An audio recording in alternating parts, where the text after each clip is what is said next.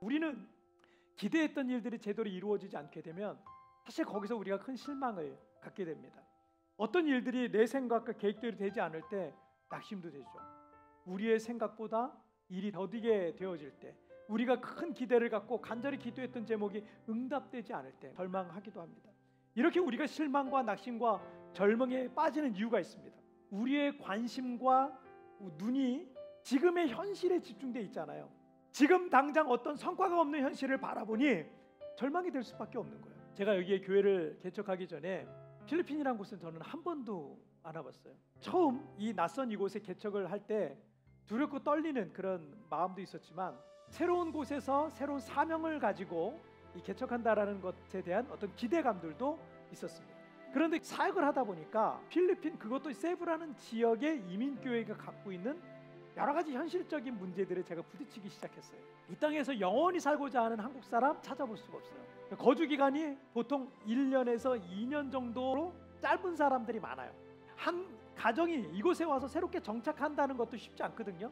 그러다가 어렵게 정착을 했어요. 그런데 재정적인 문제가 생긴다든지 인간관계에 문제가 생긴다든지 이러면요, 그냥 한국으로 그냥 돌아가 버리더라고요. 특히나 사업을 하는 경우를 제외하고는요, 한국 사람들이 여기서 월급을 받으면서 안정적으로 생활할 수 있는 환경 자체가 열악했기 때문에 청년들 같은 경우도 안정적인 재정 환경이 안 되니까 이곳에 머물고 싶어도 그럴 수가 없어서 아쉬운 마음으로 한국에 돌아가야 하는 경우가 많았습니다. 또 이번 코로나 사태는 우리 교회를 더 코너로 정말 몰아붙이고 있는지도 모릅니다. 여러분의 삶에도 분명 이런 어려운 환경들이 있을 겁니다. 요즘 같은 때 이 열악한 환경 속에서 우리가 뭘 할 수 있겠습니까? 지금의 이 상황이 현실인 것은 맞지만 매일매일 암담하고 소망이 없는 현실을 바라보고 그것을 묵상하고만 있으면 낙심과 절망의 마음은 여러분 우리를 벗어나지 않을 겁니다. 자, 이것을 벗어날 첫 번째 방법이 있는데 그게 뭐냐면 바로 초월이라는 거예요. 초월. 뛰어넘을 초, 넘을 월. 여러분의 현실과 그 생각을 뛰어넘는 거예요. 분명 지금 우리는 암담한 현실의 상황 속에 있습니다. 그런데 지금 여기에만 집중하지 말고, 거기에만 갇혀 있지 말고, 매일 불안한 상황만 묵상하지 말고 그 현실을 뛰어넘어야 하는 거예요. 창세기 13장 14절 15절 말씀에서 여호와께서 아브라함에게 이르시되 너는 눈을 들어 너 있는 곳에서 북쪽과 남쪽 그리고 동쪽과 서쪽을 바라보라.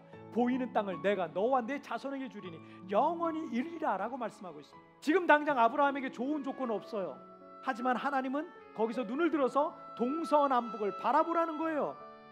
그리고 지금의 현실만 바라보고 낙심하고 절망하고 불평하고 있지 말고, 내가 동서남북을 믿음으로 바라볼 때 보이는 그 땅을 내가 너에게 줄 것이다 라고 말씀합니다. 히브리서 11장 1절에서 믿음은 바라는 것들의 실상이요 보이지 않는 것들의 증거다라고 말씀하고 있습니다. 우리 그리스도인들은 지금의 현실과 상황에 낙심하지 않습니다. 왜냐하면 우리에게는 육신의 눈 말고도 믿음의 눈이라고 하는 것이 우리에게 있어요. 그 믿음의 눈으로 바라보는 것들이 진정한 여러분의 미래가 되고 현실이 될 겁니다. 믿음으로 바라보시길 바랍니다. 우리는 지금의 이 현실, 지금의 이 상황들, 이 조건들, 이거 초월하는 거예요. 할렐루야.